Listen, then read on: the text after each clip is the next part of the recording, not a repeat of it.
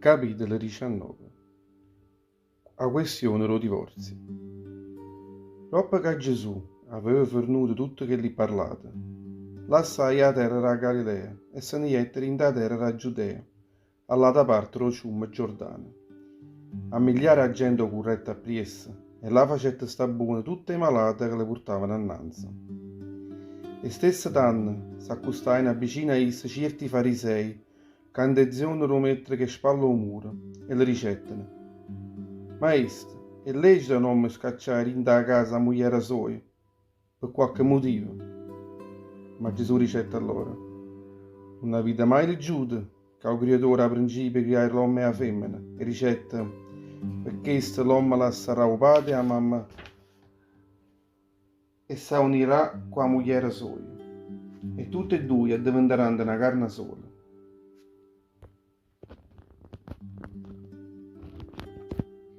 Non saranno più due, ma diventeranno una carne sola. E proprio per questo, l'uomo non potrà mai spartere quello che Dio ha unito. E tanto alle pregare loro: perché Mosè ha comandato era un'attestazione spartenza che la femmina e all'uomo o ganze scaccia moglie in da casa sua? Mosè, rispondette allora Gesù, sapendo che da Dio va a capa tosta e vile in coppo cuore, va accordato di poter scacciare moglie vostra. Ma a principio non fu così. Anzi, veriche, chi le scaccia a moglie sua, a fuori o casa, che questa campasse con una che non fosse suo marito suo, e se ne sposasse nata, fa pure chi se ne peccato assai rosso innanzi a Dio. Matrimonio e celibato. Tutti i discepoli suoi le ricettano: Maestro, si questa è la posizione l'uomo in quella una femmina, e assai meglio si chisse non senz'ora. E Gesù rispondette a loro dicendo: non tutta gente è capace di capire questa verità, ma possono capire solo tutto quello che Dio era loro che è la capacità di capire questa verità. Ci stanno parecchi motivi perché l'uomo non si insora. Certo non si può insurare perché tene una mancanza fisica, a che sono nate. Perché a così sono asciuto fuori, a rinda la panza della mamma. Altri sono diventati così per mezzo dell'uomo. E per ultimo ci stanno certi altri che non si vogliono insurare per poter servire meglio il regno dei cieli. Chi tiene un po' che cervello in capo, si sforzasse a capire.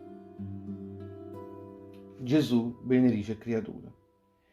Noi giorni portavano innanzi a Gesù certe creature perché mettesse in mano un cuore a ognuno di loro e facesse una preghiera un cuore a loro. Ma i discepoli suoi cominciarono a restrillare e regaziare. Come se ne adunai Gesù, ricette subito a loro: lasciate a tutte queste creature che si accostassero a me, perché il regno dei cieli appartiene proprio a tutte quelle che sono come a loro. Poi Gesù, roba che aveva posato in mano sua in cuore a ognuno di loro, si arrasai là. O giovane ricco. Petteramente Gesù camminava in mezzo alla via. Si accostava vicino a esso un giovane, che le ricette: Maestro, che già fa? È buono io per avere la vita eterna.